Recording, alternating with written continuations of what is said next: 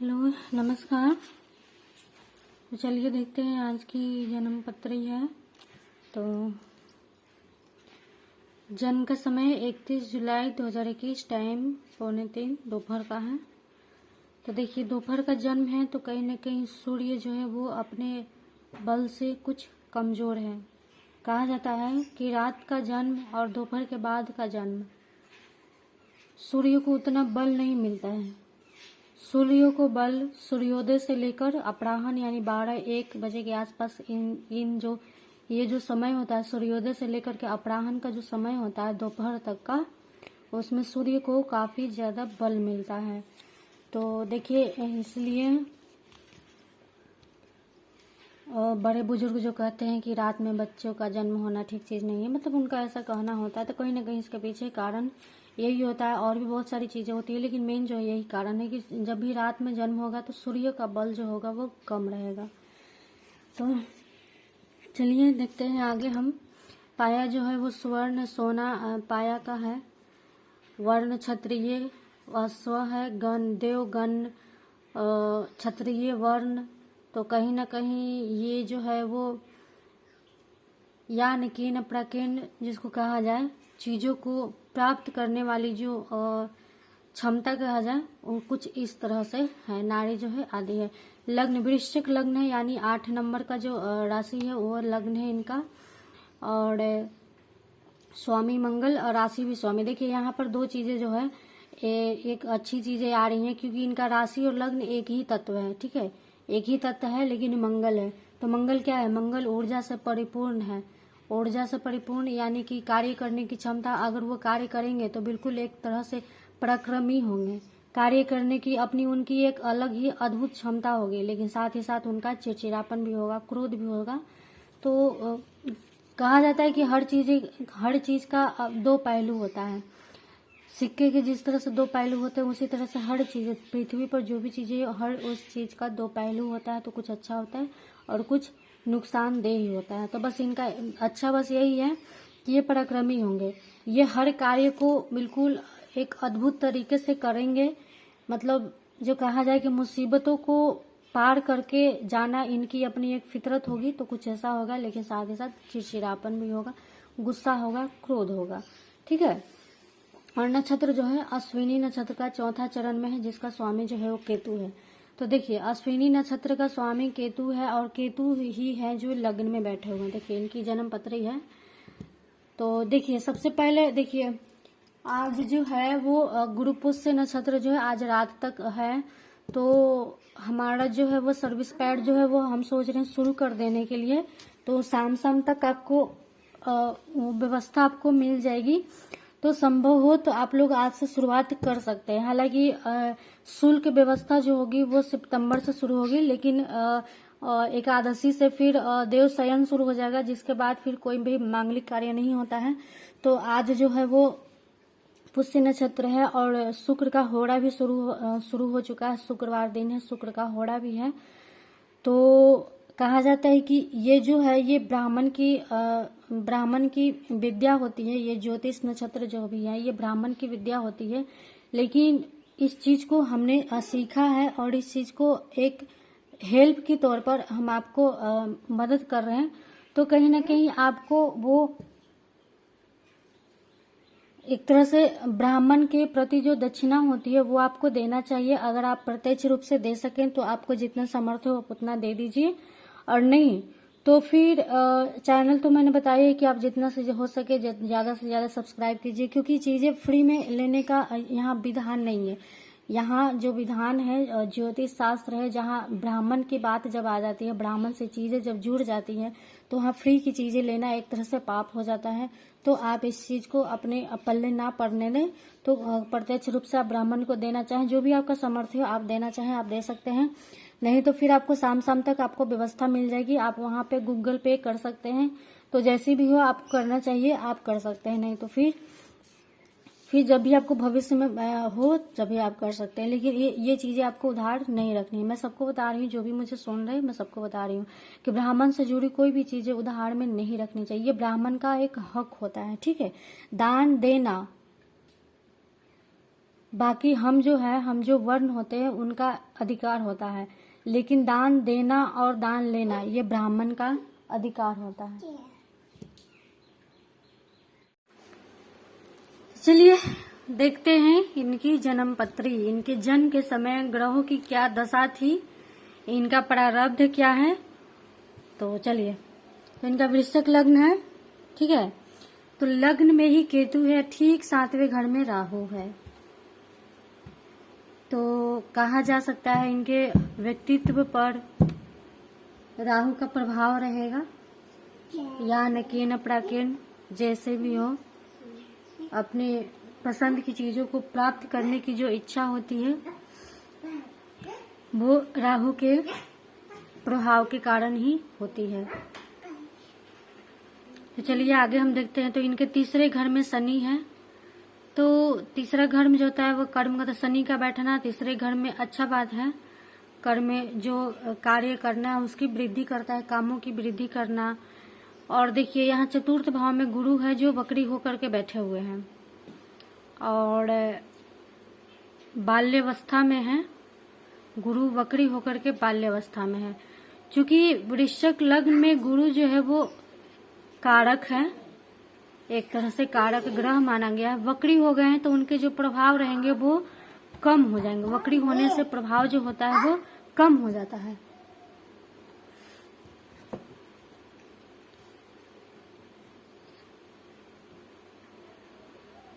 और देखिए चंद्रमा जो है वो इनका कृष्ण पक्ष की अष्टमी का है, कृष्ण पक्ष की अष्टमी का चंद्रमा है। तो कृष्ण पक्ष की अष्टमी से जो है वो चंद्रमा जो है वो पाप ग्रह की स्थिति में होता है, पाप प्रभाव करता है वो। तो देखिए यहाँ सप्तम भाव जो है वो एक तरह से लाइफ पार्टनर को होता है, दाम्पत्य का होता है। तो राहु का बैठना है, तो चीजें उतनी अनुकूल नहीं होगी जितना आदमी मतलब कि जो इतना हम सोचते हैं। राहु का बैठ जाना सप्तम भाव में कहीं ना कहीं ये दाम्पत्य को उतना सुख नहीं प्राप्त करने देता है, ठीक है। वो भी ये जो है वो कहा जाए ये युवावस्था में है, तो इसके प्रभाव जो है वो अधिकाधिक कहा जा सकता है। और ये शुक्र की राशि में है, तो शुक्र जो है वो कर्म भाव का स्वामी है, और एक तरह से व्यय भाव का और इसी भाव का, ठीक है। दाम्पत्य भाव यानी सप्तम भाव का और व्यय भाव का, 12वें भाव का स्वामी जो है वो शुक्र है, और शुक्र की राशि का जो है वो राहु है। तो कहीं ना कहीं ये जो है वो पारिवारिक कलह मतलब मतभेद की स्थिति पैदा कर सकता है, ठीक है। अभी हम आपको बता रहे हैं कि ऐसे ऐसे होगा, लेकिन इसके आगे का हम आपको बताएंगे कि आप इन चीजों से बचने के लिए आप क्या कर सकते हैं, ठीक है। तो अभी आप ध्यान से आप सुनिए। अब यहाँ देखिए ये जो है ये भाग्य भाव में सूर्य जो है बैठे हुए हैं, एक कुमार अवस्था में है, और बुध भी है। तो बुध जो है वो 12 से 6 से 12, 12 से 18, हाँ बुध जो है युवा अवस्था में है, लेकिन बुध जो है वो अस्त है, बिल्कुल एकदम ठीक 2 डिग्री के डिफरेंट पर सूर्य और बुध है। तो ये पूरी तरह से बुध जो है वो अस्त माना जा सकता है।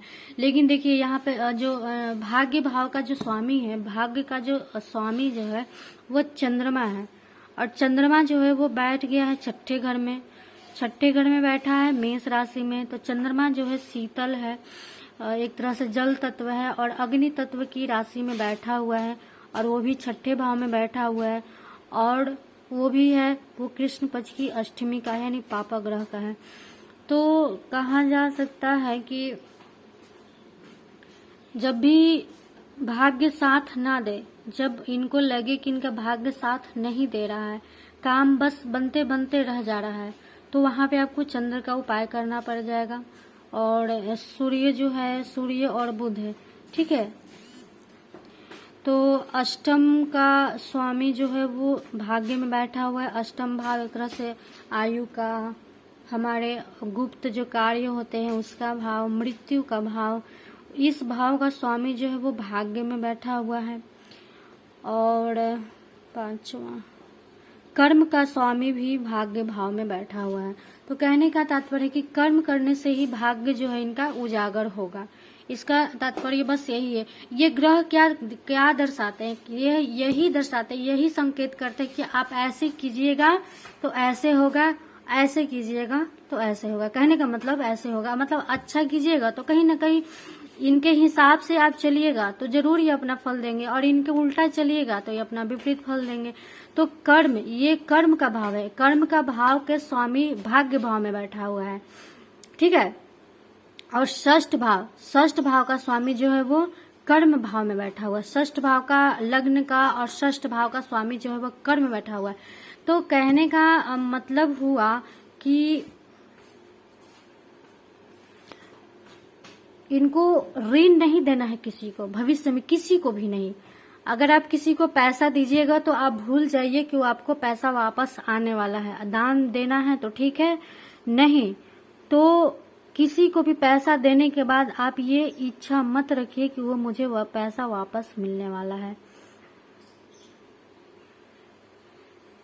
लेकिन आप ऋण लेकर के अपने कर्म जो है वो शुरुआत कर सकते हैं। कहने का मतलब है कि क्योंकि शुक्र बैठा हुआ है, कर्म भाव में शुक्र और मंगल बैठा हुआ है, तो कहीं ना कहीं ऋण जो है, ऋण ले करके आप मतलब यहाँ पे शुक्र से संबंधित आप कुछ करना चाहें, यानी शुक्र से संबंधित चीजें होती हैं। वो शुक्र क्या है, एक लाइमलाइट की दुनिया है, भोग विलास जिसको कहा जाए, लग्जरियस लाइफ। तो इनको ऋण लेना इनके लिए ठीक रहेगा, लेकिन किसी को देना है तो वो इनके हित में नहीं होगा। वो वापस आने के चांस बहुत ही कम बन जाते हैं, क्योंकि षष्ठ भाव का स्वामी है। तो आप जिसके आप स्वामी हो आप देंगे तो वो आपको सफल नहीं बनाएगा। आप लीजिए, आप जितना लीजिएगा उतना यहाँ पे आपको वो फायदा देगा। तो ऋण लेकर के नहीं, ऐसा नहीं है कि ऋण लेकर के घी खाने वाला उदाहरण नहीं करना है यहाँ पर कि ऋण ले रहे हैं और हम ऐश मौज कर रहे, नहीं। ऋण लीजिए और अपने काम की शुरुआत कीजिए, और जब आपका वो उतना बैंक बैलेंस हो जाए तो आप उसे फिर वापस कर दीजिए। कहने का मतलब यही है। ऐसा नहीं है कि ऋण लेकर के घी पीना वाला उदाहरण यहाँ पे नहीं है, ठीक है। तो देखिए सूर्य जो है वो यहाँ पे बैठा हुआ है, भाग्य भाव में सूर्य बैठा हुआ है। तो कहीं ना कहीं ये जो है ये पिता से, इनका माता और पिता ही हैं जो इनके भाग्य के उजागर कहा जा सकता है, भाग्य को साथ देने वाले, इनके जीवन के सही मार्गदर्शक जो कहा जाए वो इनके माता पिता ही हैं। और देखिए दसम भाव में है जो मंगल, यानी इस भाव का स्वामी, और लग्न का लग्नेश जो है वो दसम भाव में बैठा हुआ है। तो कर्मठ होंगे, कर्म करने वाले होंगे, क्योंकि मंगल जो है वो बाल्यावस्था में है और शुक्र जो है वो वृद्धावस्था में है, ठीक है। तो कहीं ना कहीं एक तरह से मतलब पराक्रम कर करके फिर एक तरह से अपने आप को एक लग्जरियस लाइफ देना इनकी विशेषता होगी। चलिए अब हम देखते हैं इनका लाभ भाव। तो लाभ भाव का स्वामी जो है वो भाग्य भाव में बैठा हुआ। बस दिक्कत सिर्फ इतना हो गया है कि ये सूर्य से जो है वो अस्त हो गया है। तो जब भी आपको लगे कि आप जो कर रहे हैं वो आपको लाभ नहीं मिल रहा है, तो फिर यहाँ पे आपको बुध का उपाय करना पड़ेगा। और बुध जो है ये कहीं ना कहीं ये मंगल का शत्रु राशि है, तो वहाँ पे आपको बुध का उपाय करना होगा। तो बुध का पन्ना या फिर ऐसा कुछ पहनना नहीं है, यहाँ पे आपको इनके देवता की पूजा पाठ करनी है, यहाँ पे पहनना नहीं है, क्योंकि मंगल और बुध जो है आपस में शत्रु है। मंगल आपके स्वामी है और बुध जो है आपके लाभ भाव के हैं। तो बुध ग्रह आपके फेवर में नहीं है, लेकिन उनके अधिपति देव जो है वो आपके फेवर में होंगे। और वहीं देखिए शुक्र जो है ये व्यय भाव का कारक जो है वो कर्म स्थान में बैठा हुआ है। तो कर्म करना है और फिर उसको खुद पे मतलब एक तरह से कहा जाए कि व्यय भाव का स्वामी कर्म बैठा हुआ है। तो कर्म करते रहना है, कर्म से नहीं भागना है इनको, ठीक है। काम करते रहेंगे, खुद को बिजी रखेंगे तो इनके लिए फायदेमंद रहेगा। आलस्य नहीं करना है इनको। अब हम दृष्टि की बात करते हैं। तो देखिए सबसे पहले हम बात करते हैं केतु की। तो केतु की जो दृष्टि है जो यहाँ आ रहा है, यहाँ पंचम भाव पे आ रहा है, सप्तम भाव नवम भाव पे केतु की दृष्टि आ जा रही है। तो देखिए केतु भ्रम का कारक होता है, आदमी को सही रास्ते पे मतलब भ्रम करने वाला होता है, गलत रास्ते पे नहीं ले जाता। गलत रास्ते पर तो राहु ले जाता है, तो राहु की तो 7वीं दृष्टि आ ही रही है।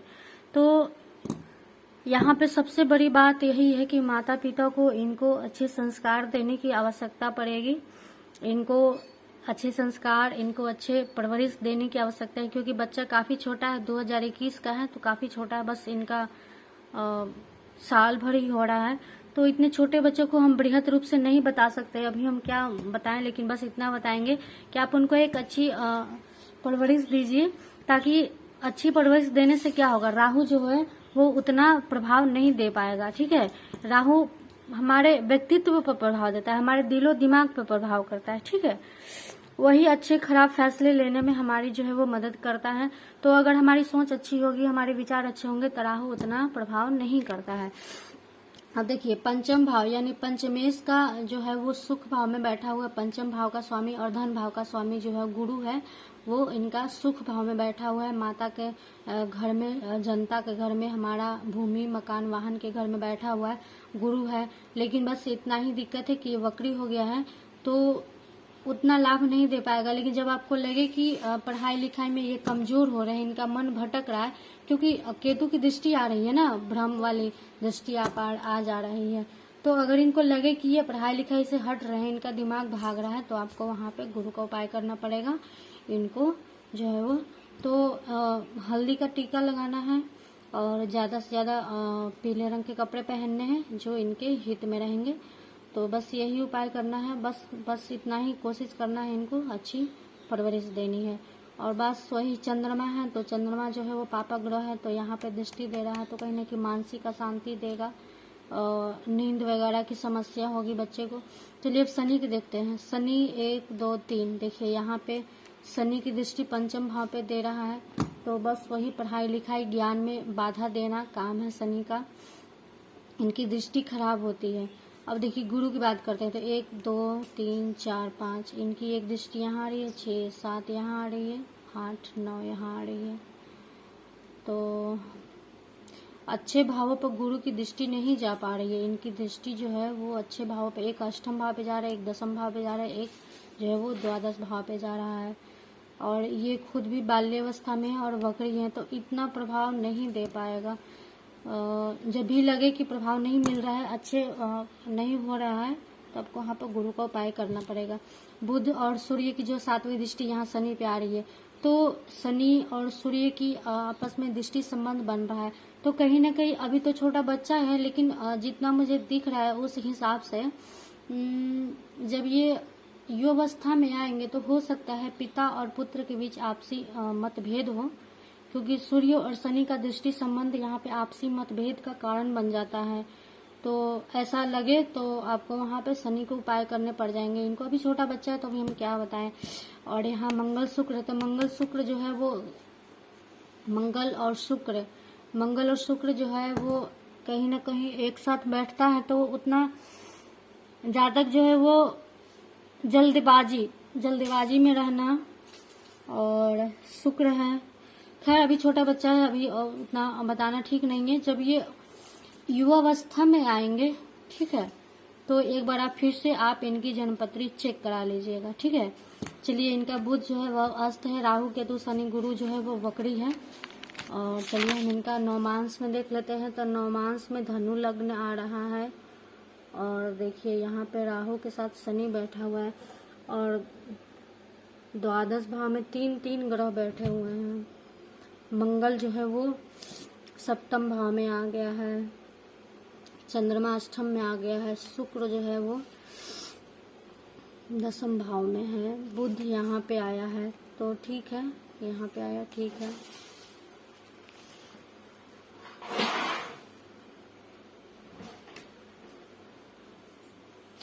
और चंद्र कुंडली में देखिए, चंद्र कुंडली में भी चलित कुंडली में गुरु जो है वो 3रे भाव का फल दे रहा है, और मंगल जो है वो 9वें भाव का फल दे रहा है, ठीक है। अब इतना छोटा बच्चा है तो हम क्या बताएं, जब ये बड़े होंगे तो आप एक बार फिर से चेक करा लीजिएगा। और ये नक्षत्र हैं, उनके स्थिति है, उनके स्वामी है। चलिए षडबल में इनका हम देख लेते हैं। इनका सबसे ज्यादा जो है वो मजबूत जो है वो शनि ग्रह है, ठीक है। इनका सबसे मजबूत जो है वो शनि ग्रह है। तो भविष्य में कभी पिता और पुत्र में आपसी मतभेद हो तो आपको वहाँ शनि के जो है वो आराधना करनी पड़ जाएंगी, क्योंकि ये काफी मजबूत स्थिति में है, तो इनकी दृष्टि भी मजबूत ही होगी। शुक्र भी है तो इनका सबसे कमजोर कहा जा सकता है। सबसे कमजोर इनका बुध है, यानी कि भाग्य भाव का स्वामी इनका जो है वो सबसे जो है नहीं, भाग्य भाव में बैठा हुआ है। लाभ भाव का स्वामी जो है वो सबसे कमजोर है, ठीक है। और चंद्रमा भी है तो ठीक है, उतना कमजोर नहीं कहा जा सकता है। मंगल है तो मंगल इनका बहुत ही मजबूत स्थिति में है, प्रभावशाली रहेगा। बुध तो कहा ही हमने कमजोर स्थिति में। गुरु भी है तो इसको ना मजबूत कह सकते हैं हम, उतना मजबूत नहीं कह सकते, क्योंकि वक्री है ना। वक्री होने के बाद इनका जो बल जो है वो आधा से भी आधा हो जाता है। शुक्र भी है तो इनका कमजोर है। तो बस इनका सूर्य है तो इनका सूर्य जो है वो काफी जो है वो बलयुक्त है, ठीक है, काफी जो है वो बलयुक्त कहा जा सकता है। हालांकि इनका जन्म जो है वो दोपहर के बाद से हुआ है, फिर भी इनका सूर्य कम मजबूत स्थिति में है, क्योंकि ये भाग्य भाव में बैठे हुए हैं। और 10th भाव का स्वामी भाग्य भाव में बैठना अच्छी बात होती है, तो इनका सूर्य काफी मजबूत है, तो चिंता वाली बात नहीं है। ये आत्मविश्वास से भरे होंगे। सरकारी नौकरी वगैरह अगर इनका इनकी कोशिश रहेगी तो इनके चांस बन रहे हैं, क्योंकि सूर्य जो है वो मजबूत में है। देखिए इनका भाग्य भी इनका बहुत मजबूत दिख रहा है। सबसे कमजोर इनका लग्न दिख रहा है। ये खुद से इनका मन कमजोर होगा, मन कमजोर होगा, लग्न कमजोर है, सबसे ज्यादा कमजोर लग्न है। और हाँ देखिए लाभ भाव कमजोर है, क्योंकि बुध अस्त है तो लाभ जो है वो कम मिलने वाला लाभ भाव है। और 12th भाव भी कमजोर है। सबसे ज्यादा मजबूत जो है इनका 10th भाव है, क्योंकि वहां पे मंगल बैठा हुआ अति विशिष्ट कारक हो जाता है मंगल का बैठना, तो सबसे ज्यादा मजबूत है। और पराक्रम भाव भी मजबूत है इनका। और 4th भाव भी बहुत मजबूत है, यानी इनको जो है मकान भूमि वाहन सब कुछ का सुख मिलेगा, माता का सुख मिलेगा, जनता का भी सुख मिलेगा, ठीक है। चलिए अब हम ये जो है ये दशा अंत दशा है, तो इनकी शनि की 7.5 इनकी 2025 में शुरू होगी। अभी ऐसा कुछ नहीं है, अभी ठीक है। अभी शुक्र की महादशा चल रहा है तो ठीक ही है। अभी इतना छोटा बच्चा है तो अभी हम और क्या क्या बता सकते हैं, ठीक है। तो ठीक है, इनका मिला जुला के बस कहा जाए इनको अच्छी परवरिश देना है, अच्छे संस्कार देना है, अच्छे माहौल देना है, ताकि राहु उतना ज्यादा प्रभावी ना हो। और जब भी लगे कि पढ़ाई लिखाई में ये आनाकानी कर रहे हैं तो आपको वहाँ पे गुरु का उपाय करना पड़ेगा। और पिता पुत्र में जब आपको लगे कि आपसी मतभेद हो रहा है, नहीं पटरी हो रहा है, तो आपको वहाँ पे शनि की आराधना करनी होगी, क्योंकि शनि की 3री दृष्टि आ रही है ना, 1 2 7वीं दृष्टि आ रही है, 1 2 3 4 5 6 7 8 9 10। देखिए शनि की 10वीं दृष्टि यहाँ पर आ रहा है, गुरु की भी यहाँ पे एक दृष्टि आ जा रही है, और एक राहु की दृष्टि, तो 1 2 3 4 5 6 7 8 9। राहु का और शनि का दृष्टि संबंध भी बन रहा है, बाप रे। राहु 1 2 3 4 5, यहाँ देखिए राहु का यहाँ पे आ रहा है, तो राहु का भी दृष्टि खराब माना गया है। 6 7 8 9, हाँ चलिए मिला जुला के सही है। सूर्य मजबूत है, सूर्य जिस भी जन्म पत्री में मजबूत होता है उतनी चिंता वाली बात नहीं होती है। सब कुछ सारी चीजों का, सारे दोषों का जो है वो समन करता है। तो चलिए आज की जन्म पत्री जो है वो कंप्लीट हुई। और आप प्लीज चैनल को ज्यादा से ज्यादा सब्सक्राइब करवाइए। सब्सक्राइबर जो है वो बहुत ही कम है। हमारा चैनल जो है वो 1000 कम से कम होना चाहिए, ताकि हमारा चैनल जो है वो मोनेटाइज हो पाए। चलिए सबको राधे राधे।